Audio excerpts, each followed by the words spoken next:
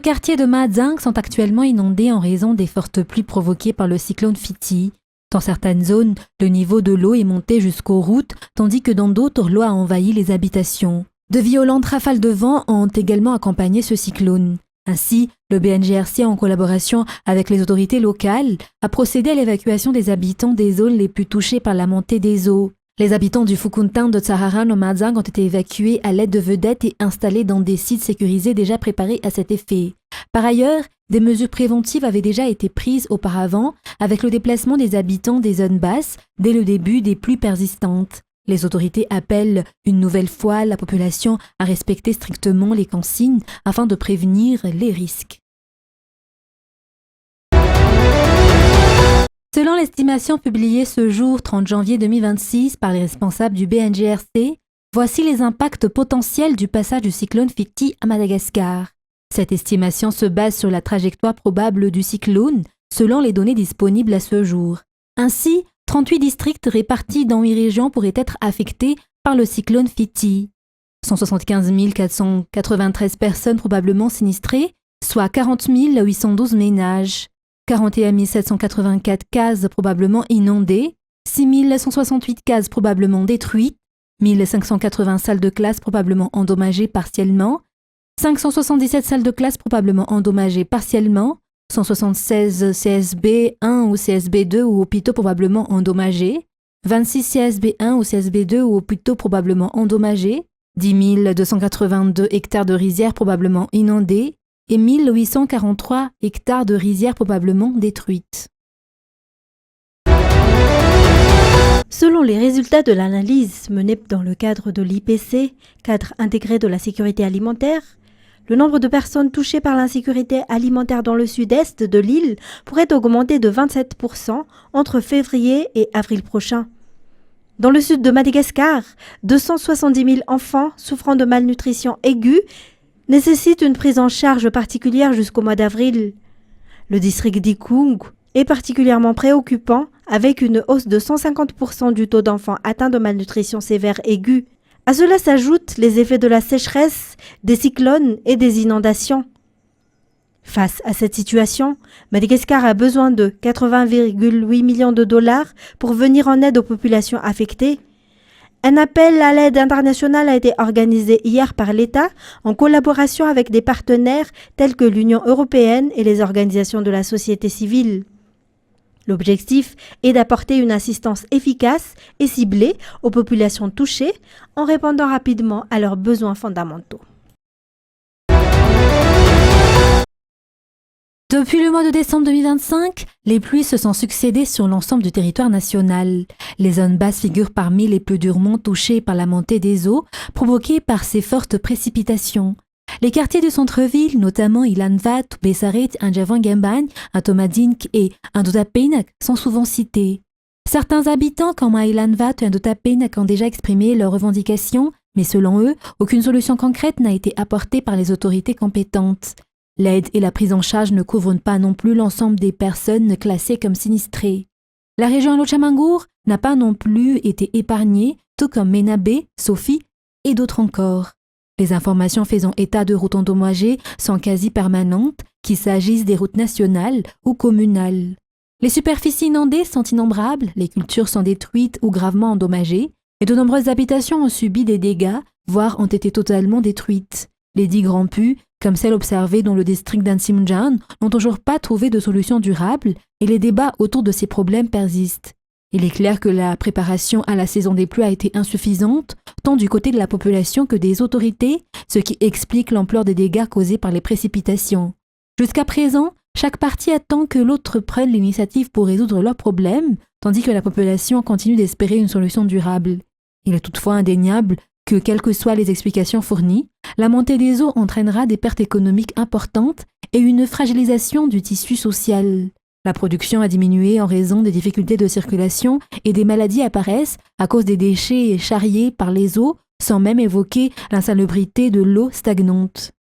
Ce qui surprend, c'est la rapidité avec laquelle le BNGRC procède à l'évaluation des dégâts potentiels à l'échelle nationale afin de les convertir en chiffres permettant de solliciter une aide financière pour faire face aux catastrophes et assurer la reconstruction.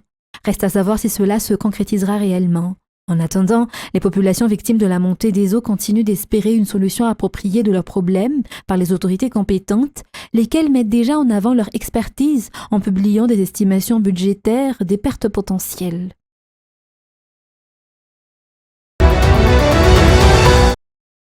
La tenue des élections sénatoriales demeure incertaine.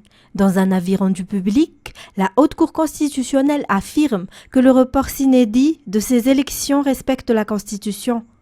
La juridiction répond ainsi à une saisine de la Commission électorale nationale indépendante en date du 14 novembre 2025. La HCC précise que la proposition d'un nouveau calendrier électoral relève désormais de l'appréciation de la CENI. Dans ces considérants, la Haute Cour rappelle une lettre du Premier ministre datée du 12 novembre 2025. Le chef du gouvernement y a informé la juridiction constitutionnelle de la suspension de la révision de la liste électorale. Selon la HCC, la réforme du système électoral, notamment celle de la liste électorale, est indispensable afin de garantir l'organisation d'élections libres, transparentes et crédibles. Cette réforme justifie ainsi le report sine-die des élections sénatoriales. Initialement prévues le 11 décembre 2025, les élections n'ont finalement pas eu lieu. La Haute Cour évoque entre autres la situation sociopolitique ayant prévalu dans le pays, ainsi que l'indisponibilité des crédits nécessaires à l'organisation du scrutin. Il est indéniable et clairement établi que les libertés sont encadrées par la loi et garanties par la Constitution de la 4e République, notamment en son article 10, qui stipule que la liberté d'expression et d'opinion est assurée à Madagascar. Sont également garanties la liberté de communication, la liberté de la presse, la liberté d'adhérer à une association ou d'en créer une, la liberté de réunion, la liberté de circulation, la liberté de pensée et de croyance. Ces libertés sont reconnues à tous et ne peuvent être limitées que dans le respect des libertés et des droits d'autrui, ainsi que par la nécessité de préserver l'ordre public, la dignité nationale et la sécurité de l'État. L'article 11 précise par ailleurs que toute personne a droit à l'information. Aucune censure préalable ne peut être appliquée aux moyens de communication sous quelque forme que ce soit, à l'exception des contenus contraires aux bonnes mœurs ou susceptibles de porter atteinte à l'ordre public. La liberté de communication est un droit fondamental, quels que soient les supports utilisés. L'exercice de ce droit implique toutefois des devoirs et des responsabilités encadrés par des procédures, des conditions ou des sanctions prévues par la loi, nécessaires dans une société démocratique. Toute forme de censure est interdite. L'exercice de la profession de journaliste est régi par la loi. Les journalistes disposent d'un statut particulier encadrant leur activité définie par la loi 2020-006 relative à la communication. La CCOC a mené une seconde enquête auprès de 1207 habitants répartis dans les 6 arrondissements d'Antananarivo entre novembre et décembre 2025. La première enquête avait été réalisée en février 2025. Le 20 janvier dernier, les résultats de cette étude ont été rendus publics avec une comparaison de la situation politique sous la présidence de Andry Rajoelina et celle de l'actuel pouvoir.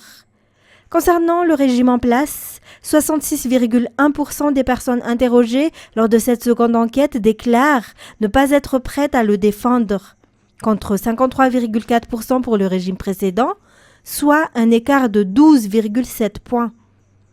57,2% des sondés déclarent ne pas avoir confiance dans le pouvoir actuel, contre 37,4% de défiance lors de la gouvernance précédente.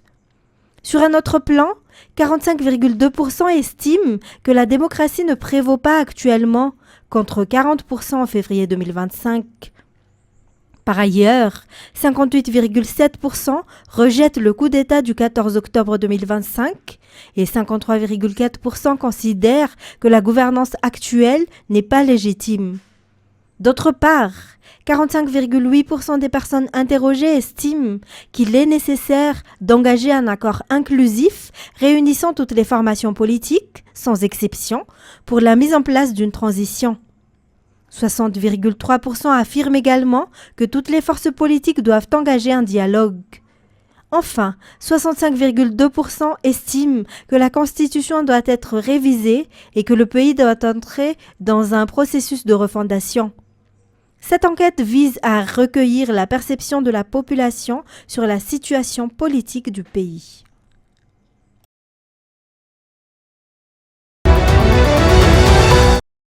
Selon le rapport publié par l'IATA, la production de ressources minières exportées par Madagascar en 2023 a atteint 1017 milliards de tonnes pour une valeur de 6 911,6 milliards d'ariars. Les minerais de titane constituent la principale exportation avec un volume de 613 millions de kilos. Concernant l'exploitation artisanale, la valeur des exportations s'élève à 620 milliards d'ariars, dont le mica est le produit le plus exporté avec 65 millions de kilos, soit une valeur de 76,5 milliards d'ariars. Le secteur des ressources minières a contribué à hauteur de 4,6% au produit intérieur brut de Madagascar. En termes de recettes fiscales, ce secteur a généré 320 milliards d'ariars. Sur le plan de l'emploi, le secteur a employé 2557 personnes, dont 90% d'hommes. Le rapport IATA 2023 a été présenté officiellement aujourd'hui. En janvier 2027, Madagascar fera face à la 4e évaluation de la mise en œuvre de l'IATA. Lors de la dernière évaluation réalisée en 2023, Madagascar a obtenu un score de 67 sur 100. Les insuffisances relevées concernaient notamment le manque de transparence dans le secteur des ressources minières ainsi que la gestion des données, ce qui a conduit à la mise en place de la plateforme de télédéclaration, selon les explications du directeur exécutif de l'IATA, Marc Sergio Claire. Le nombre de touristes arrivant à Madagascar dépasse à peine les 300 000 actuellement. En 2024, 316 873 touristes ont été recensés, un chiffre qui est passé à 330 909 en 2025, enregistrant ainsi une légère hausse. Ces statistiques démontrent néanmoins qu'il reste encore un long chemin à parcourir pour atteindre le cap de 1 million de touristes d'ici 2028. La crise politique survenue à Madagascar a fortement impacté le secteur touristique, notamment avec l'annulation de vols internationaux vers le pays au cours du mois de septembre et au début du mois d'octobre 2025. De nombreux touristes ont également annulé leurs réservations en raison de cette situation. Selon les explications, cela n'est qu'au mois de décembre que l'activité touristique a commencé à reprendre progressivement. Les autorités touristiques nourrissent l'espoir d'une amélioration du secteur du tourisme à Madagascar pour cette année.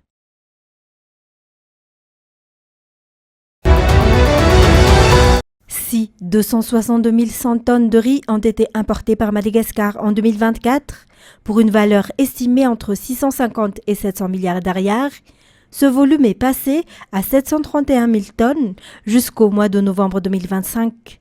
Cela représente une hausse de 278% des importations de riz en 2025. Au mois de janvier, 75 100 tonnes ont été importées, tandis qu'en février, le volume a atteint 121 700 tonnes, soit le niveau d'importation le plus élevé de l'année écoulée. Cette situation s'explique notamment par l'augmentation de la population à Madagascar, ainsi que par la baisse de la production rizicole due aux conditions climatiques défavorables. À ce jour, l'Inde et le Pakistan demeurent les principaux pays fournisseurs de riz pour Madagascar. Le ministère du Commerce et de la Consommation a été informé par le système européen d'alerte rapide pour les denrées alimentaires et les aliments pour animaux, ainsi que Infosan, concernant le lait infantile de marque Pico AR2. Selon ces informations, la présence de substances nocives a été détectée dans le lait infantile Pico AR2, avec une date limite de consommation fixée au 30 mars 2027, suite à un incident signalé en France. En conséquence, le retrait de ces produits a déjà été engagé sur les marchés de Madagascar. La population est ainsi vivement encouragée à ne pas consommer ce lait infantile et à le signaler au numéro vert 034 30 812 34 en cas de détection. À ce stade, les opérations de contrôle et de retrait se poursuivent sur l'ensemble du territoire national. Le ministère de tutelle appelle à une collaboration renforcée, notamment avec les associations de défense des droits des consommateurs, afin d'assurer la protection et la sécurité des consommateurs. Il est à rappeler que le fabricant a officiellement reconnu que certains lots de lait infantile produits pourraient présenter des risques pour la santé et a ainsi appelé au rappel de tous les produits concernés en France.